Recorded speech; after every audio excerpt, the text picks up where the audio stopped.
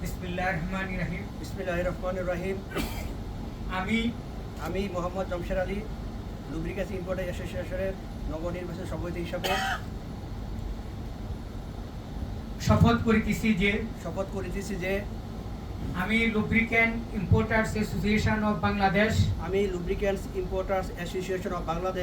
লিয়াবের সকল বিধিবিধান ও নীতিমালা মেনে চলিব। সংগঠনের স্বার্থ রক্ষায়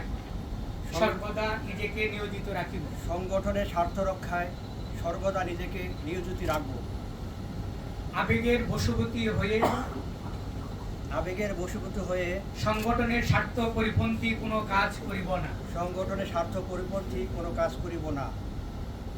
আমি আমার পদে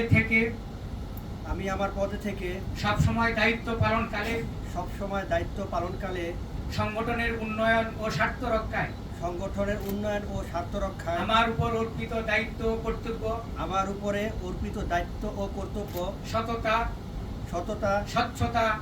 স্বচ্ছতা ও নিষ্ঠার সহিত পালন করিব।